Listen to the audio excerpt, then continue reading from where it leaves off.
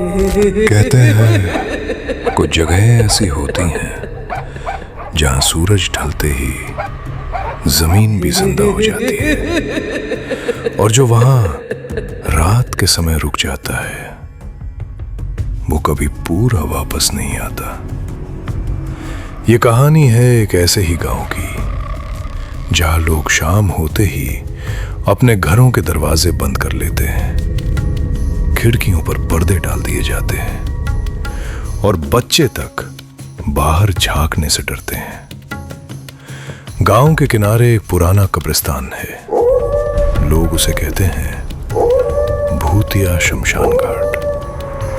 दिन में भी उस जगह अजीब सा सन्नाटा रहता है और शाम ढलते ही उस तरफ जाने की सख्त मनाही है, क्योंकि गांव वालों का कहना है रात 12 बजे के बाद वहां से आवाजें आने लगती हैं, किसी औरत के रोने की, किसी के मदद मांगने की। एक बार की बात है, शहर से मोहन नाम का एक लड़का उस गांव में रहने आया। मोहन को इन बातों पर जरा भी यकीन नहीं था। उसे गांव के बाहर एक पुराना खंडहर घर मिला। टूटी दीवारें, जंग लगे दरवाजे और चारों तरफ झाड़ियां। गांव वालों ने उसे मना किया, वहां मत रहो, वो जगह ठीक नहीं है।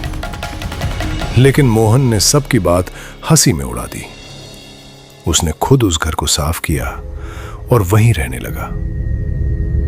पहली रात सब शांत रहा, दूसरी रात भी, लेकिन तीसरी रात जैसे ही घड़ी ने 12 बजाए, अचानक कहीं दूर से आवाज आई, कोई है, मेरी मदद करो।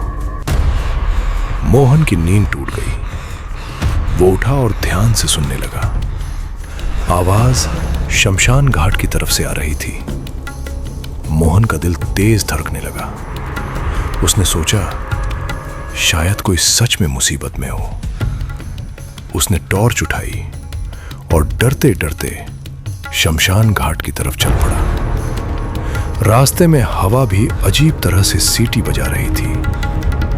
पेड़ों की परछाइयां उसके साथ साथ चल रही थी। शमशान घाट पहुंचते ही उसने देखा चारों तरफ कब्र ही कब्र थी, कुछ नई, कुछ बहुत पुरानी, लेकिन वहां कोई इंसान नहीं था। मोहन ने आवाज दी, कौन है यहां?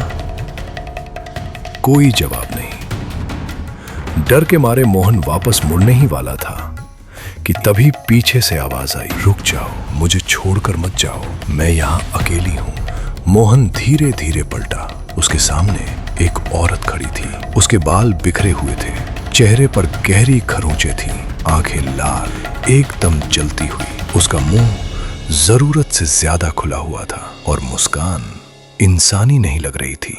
मोहन कुछ समझ पाता उससे पहले ही वो औरत उस पर झपट पड़ी। मोहन चीख भी नहीं पाया। एक पल में वो उसे घसीटते हुए कब्रों के बीच ले गई। अगली सुबह गांव में हड़कंप मच गया।